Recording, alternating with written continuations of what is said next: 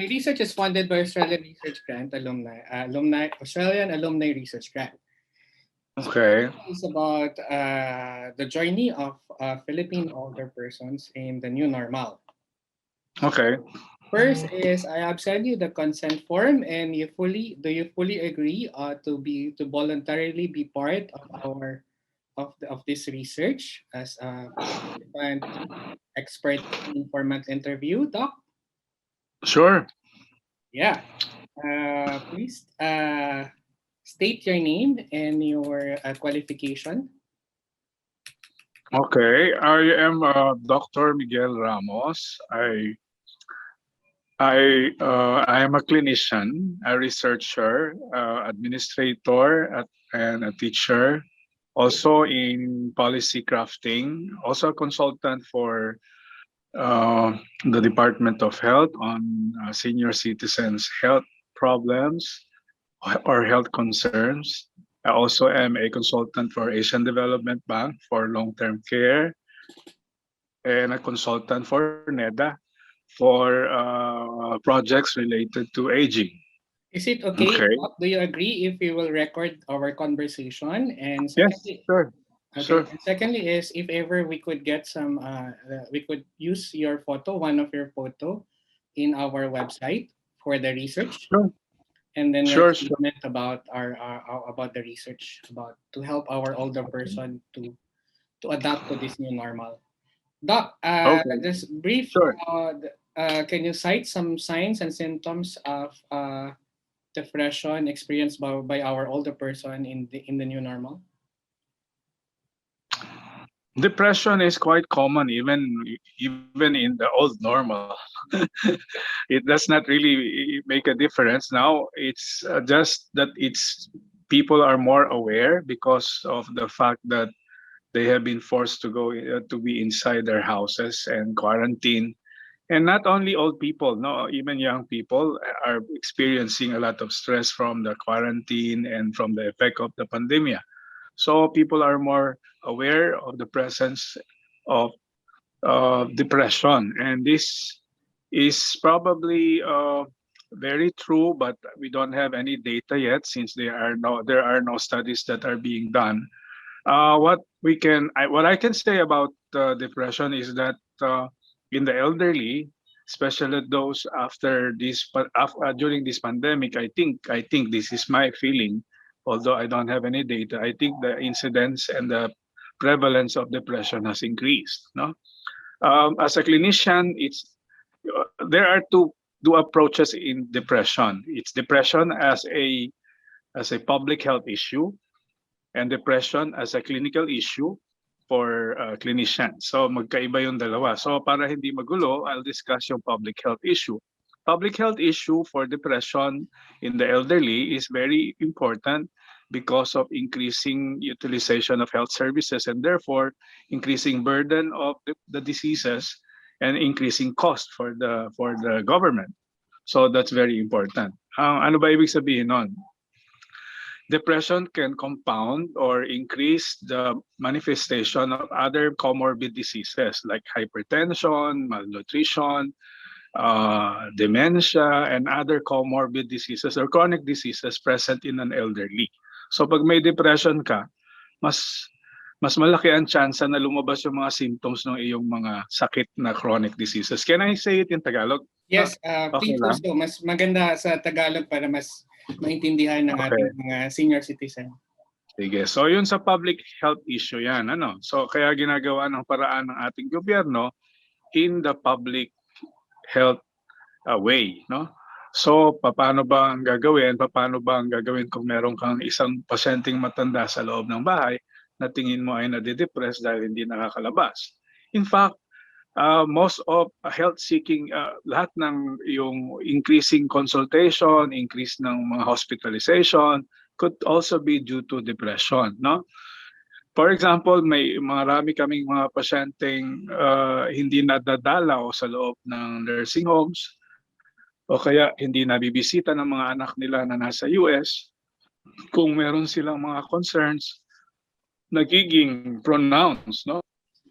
So these are public health issues kasi nga lumalabas yung mga chronic diseases nila, bumibili sila ng gamot, mas magastos para sa pamilya at sa buong bansa.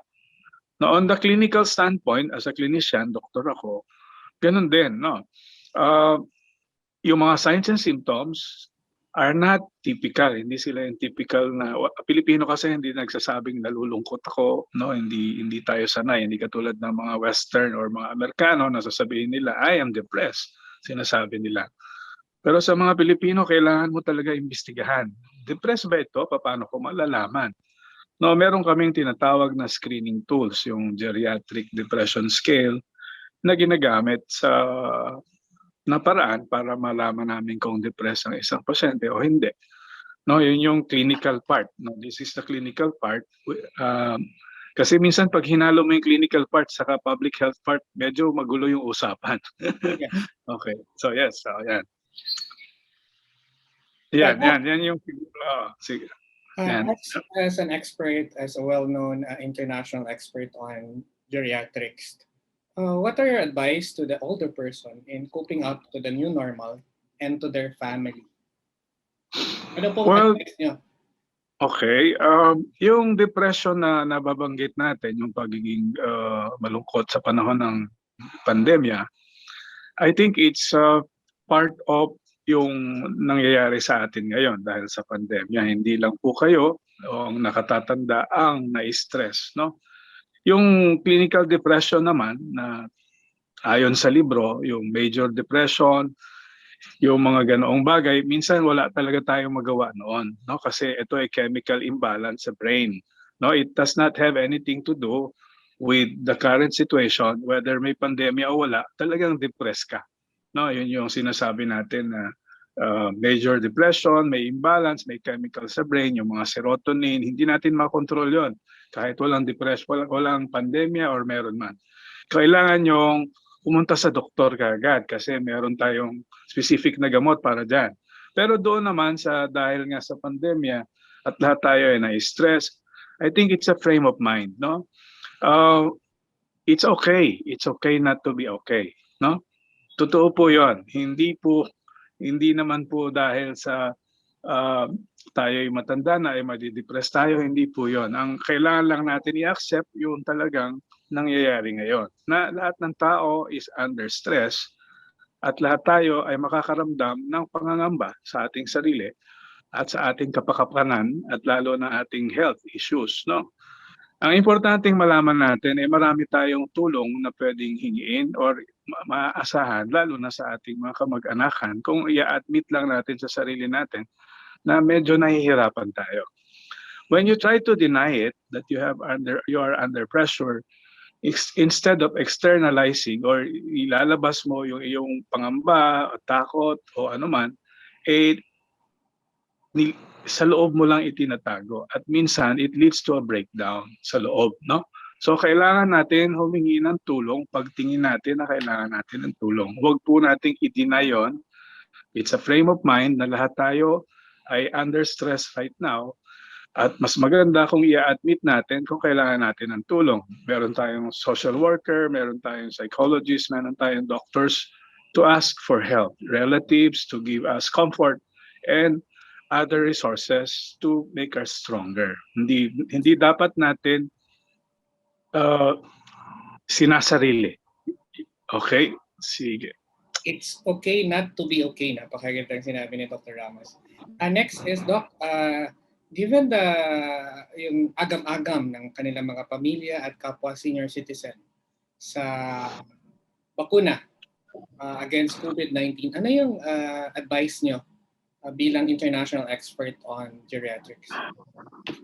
Well, sa ngayon, dahil nga sa bago itong mga bakuna natin at bago rin naman yung sakit na itong panlaban na nilalabanan natin, yung experience natin are actually it's ngayon pa lang nangyayari. So wala pa tayong pinagbabasehan, pero kung ating pagbabasehan yung science or scientific evidence, napakaganda kung tayo ay magpapabakuna kaysa hindi, no? Pero as a senior citizen, I think kailangan nyo ng clearance sa inyong mga doktor or sa inyong health workers or sa inyong mga kung meron mang health expert doon sa lugar ninyo, no? Lalo na doon sa may mga karamdaman na dapat mo na ma-screen. Lalo na yung mga malulubhang karamdaman katulad ng cancer or end of life diseases, no? Yung end stage na dementia or yung mga chronic diseases na medyo malubha na, no? Malnutrition. Pero doon sa mga healthy, ang tawag namin dyan yung mga go-go na mga senior citizen. Ano? Ito yung mga talagang makikisig pa at malalakas pa ang katawan. Walang problema ko yun. Kayo po ay dapat magpabakuna. Lahat po tayo.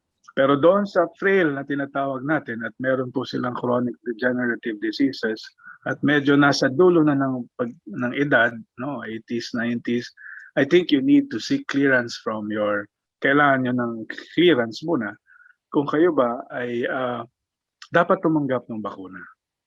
Yun lang po. Pero sa lahat po na hindi kasali doon sa mga frail, elderlies, medyo maraming sakit, or comorbid diseases, lahat po kayo dapat magpabakuna. Kailangan po natin mabakunahan ng 70 to 80% ng ating populasyon para lahat po tayo ay sama-samang makinabang po sa ating bakuna. Ayan. Yes, Dr. Ramos, ang inyong words of wisdom or payo sa ating mga senior citizens sa panahon ng pandemya. Yes, alam mo, napakagandang pagkakataon nito kasi senior citizen na rin ako bro. Akala ko 40 years old ka lang, Doc Ramos. I just turned 6 years old this year. And para dun sa mga cohort ko, ibig sabihin, yung mga kasing idaran ko, mga 60 to 70 or even 80, naalala ko palagi na yung sinabi ni JF Kennedy nung siya ay presidente. Sinabi niya sa kanyang mamamayan na senior citizens. So babaguhin ko lang yung sinabi ni John F. Kennedy. For all my co-senior citizens na katulad ko, please don't ask what the government can do for you. Please ask what you can do to help the government.